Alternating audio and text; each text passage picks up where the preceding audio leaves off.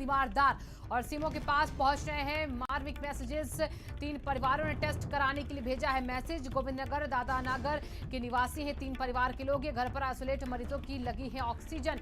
Test कराने के लिए भी परेशान हो रहे हैं परिवार वाले। इलाज तो दूर, यहाँ पर पहले टेस्ट कराने के लिए भी अब परेशान होना पड़ रहा है परिवारीजनों को। टेस्ट कराने के लिए परेशान परिवार। कानपुर में कोरोना टेस्ट कराना भी अब पेड़ी कीर होता जा रहा है, क्योंकि वहां पर टेस्ट में भी टाइम लगता है, भीड़ लगती है, टोकन दिया जाता है। टेस्ट के लिए भी यहाँ पर गुहार लगा रहे हैं सीएमओ के पास पहुंचकर। मार्मिक मैसेज भेजे जा रहे हैं और यहाँ पर अपना दर्द बयां कर रहे हैं परिवार वाले।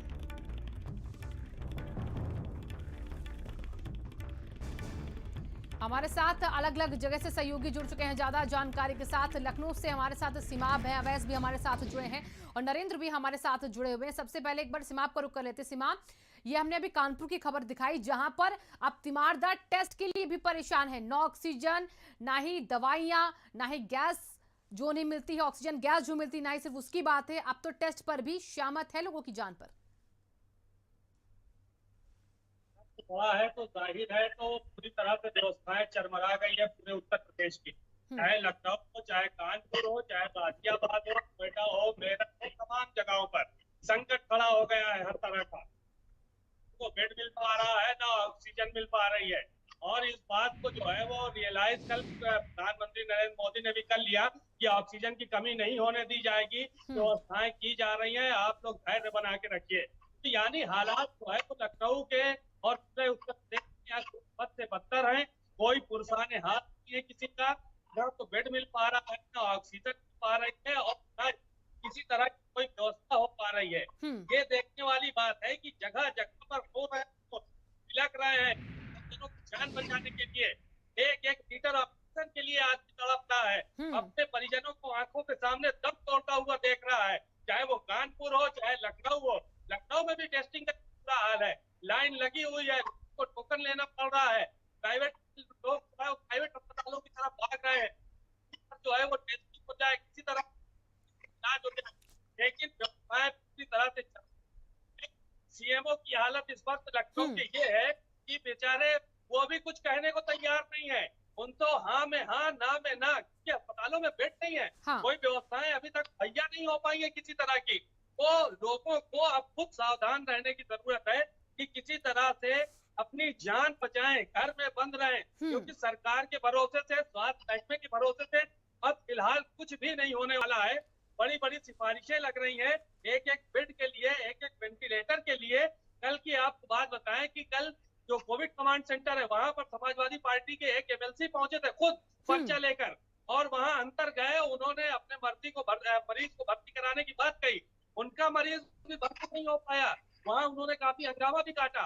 और इसके अलावा वहाँ सैकड़ों लोग लाइन लगाए हुए हैं, शाम तक इंतजार कर रहे हैं कि हमारे बारी आ जाए, शायद हमारे मरीज को ऑक्सीजन मिल जाए। बिल्कुल, देखिए ये कतारें बहुत लंबी हैं, इतनी लंबी कतारें हैं कि उन्हें अंदर तक पहुंचने में ही दिक्कत हो रही है। कानपुर से हमारे साथ विवेक जुड़ चुके हैं, विवेक से ही जान लेते हैं। विवेक, वहां पर ऐसे कौन से हालात बन चुके हैं कि लोगों को टेस्ट कराने के लिए अब गुजारिश करनी पड़ रही है सीएमओ से?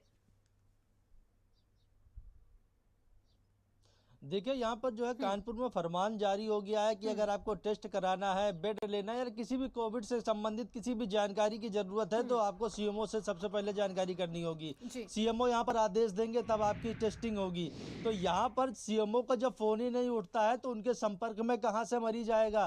तो सबसे बड़ी बात है कि जब सीएमओ का फोन नहीं उठता, सीएमओ बराबर सिर्फ मीटिंगों का हवाला देते हैं। तो ऐसे में स्थितियाँ क्या होगी ये आप किसी से छुपी नहीं है। लोग मरीज हैं वो जो है दर बदर भटक रहे हैं। काशीराम हॉस्पिटल की बात करें तो वहां पर बेडों की संख्या 115 थी और 115 पूरे बेड फुल हैं। वहां पर मरीज जा रहे हैं, वहां पर लोग सड़कों पर पड़े हुए हैं। डॉक्टरों का कहना है कि जब मेरे पास सरकारी व्यवस्थाएं नहीं है तो मैं कोई मदद नहीं कर सकता। बेटा अपने माँ बाप को लेकर दर बदर भटक रहा है, 108 नंबर पर फोन करता है, 4 घंटे बाद फोन उठता है और बात होती है तो वहां से आश्वासन मिलता है वहां के सीएमओ से बात करो। सीएमओ से बात होती होती है तो बोलते हैं 108 पे बात करो। कहीं ना कहीं जो मरीज पहले से परेशान है उसको और परेशान करने का काम किया जाता है। जितने हेल्पलाइन नंबर दिए गए हैं वो आप सुबह से शाम तक मिलाते रहिए, फोन नहीं उठेगा और उठेगा भी तो ये कहा जाएगा कि मेरे पास किसी भी प्रकार की व्यवस्थाएं नहीं है। अगर बहुत है तो अगर आपके पास बहुत पैसा है तो जो है प्राइवेट हॉस्पिटल में चले जाइए,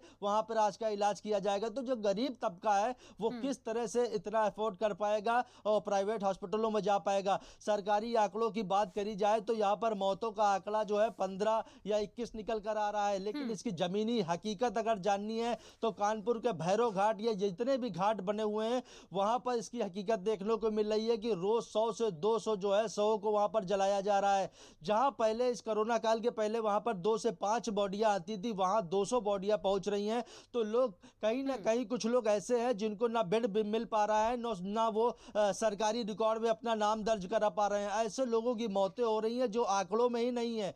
तो स्थितियां जो है बिल्कुल देखिए, चौतरफा ध्यान देने की जरूरत है। सिर्फ वैक्सीनेशन पर ही जोर ना हो, चौतरफा एक तरीके से जो टेस्टिंग है, ट्रेसिंग है, ट्रीटमेंट है और टीकाकरण जो हो रहा है उस पर सबसे ज्यादा फोकस हो। नरेंद्र का रुख कर लेते हैं। नरेंद्र, मेरठ में अभी फिलहाल जो टीकाकरण का काम था वो कैसे, क्योंकि 1 मई से तो अब 18 साल के ऊपर भी जो लोग हैं वो भी टीका लगवाएंगे। ऐसे में टीका लगवाना और जांच करवाना, ट्रीटमेंट मिलना कितना वहां पर मुश्किल आपको नजर आ रहा है?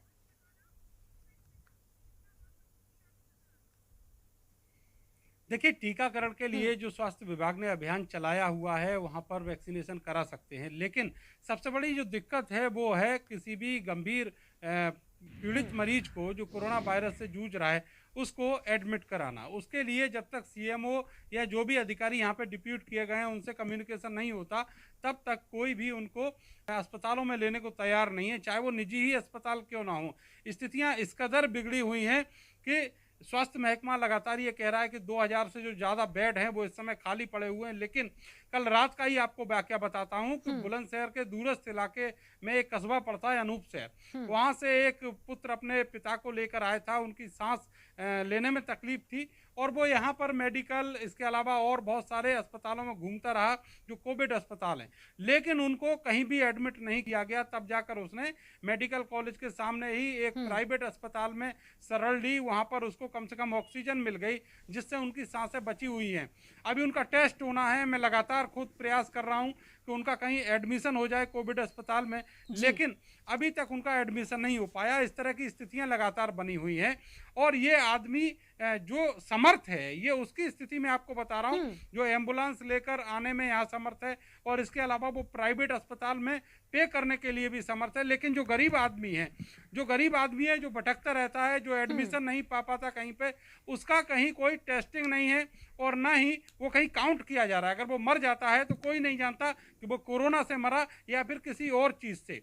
तो सरकारी आंकड़े हैं वो इसी तरीके से कम किए जा रहे हैं। एक जो संवेदनशीलता दिखानी चाहिए प्रशासन को, स्वास्थ्य महकमे को और पूरे ऐसे लोगों को जो निजी अस्पताल भी कोविड घोषित हैं उनको भी संवेदनशीलता दिखानी चाहिए, वो कहीं नहीं दिख रही है। बिल्कुल नरेंद्र, देखिए अब सिर्फ दिल्ली चलती क्योंकि दिल्ली में अवैध रोजाना हमें वहां से पूरे देश की स्थिति के बारे में बताते हैं और अब तो खुद दिल्ली में ऑक्सीजन की अवैध काफी किल्लत हो चुकी है। खुद वहां के स्वास्थ्य मंत्री सीएम अपील कर रहे हैं और निवेदन कर रहे हैं कि ऑक्सीजन दी जाए दिल्ली को।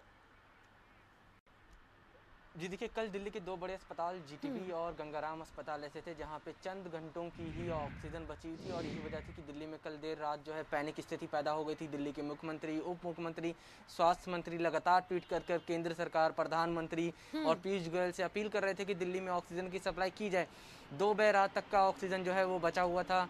स्वास्थ्य मंत्री ने दिल्ली के ट्वीट किया था, उसके बाद फिर उन्होंने गुहार लगाई केंद्र सरकार से। हालांकि केंद्र सरकार ने दिल्ली सरकार को मदद भी की और जीटीबी अस्पताल में देर रात 1:30 बजे से 1 बजे के बीच में जो है वो ऑक्सीजन का एक टैंकर पहुंचा और थोड़ी सी राहत की सांस जो है वो ली गई। हालांकि ये ऑक्सीजन इतनी नहीं है कि 3-4 दिन चल सकेगी। फिलहाल जिस तरह से देश भर में ऑक्सीजन की कमी हो रही है उसके बीच में एक आंकड़ा आया है जो बहुत ज़्यादा महत्वपूर्ण है और मैं बताना चाहूँगा कि अप्रैल 2020 से लेके जनवरी 2021 के बीच में भारत ने दूसरे देशों को 9000 टन ऑक्सीजन सप्लाई किया है और जिससे भारत की इनकम जो है वो 8000 करोड़ की हुई है।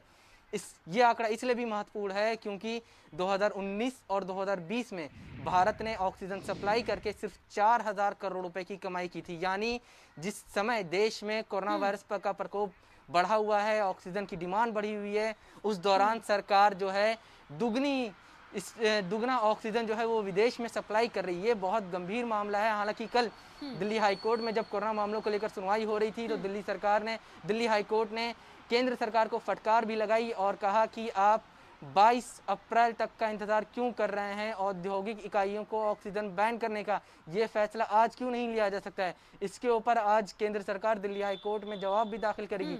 इसके अलावा आयोनेक्स एक ऑक्सीजन सप्लायर कंपनी है, उसको भी समन जारी किया गया है, अवमानना का नोटिस इशू किया गया है, क्योंकि दिल्ली हाई कोर्ट ने परसों उस कंपनी से कहा था कि जो ऑक्सीजन की ज़रूरत है दिल्ली में वो सप्लाई किया जाए, और उस कंपनी ने, आयोनेक्स कंपनी जो है उसने ऑक्सीजन सप्लाई नहीं किया।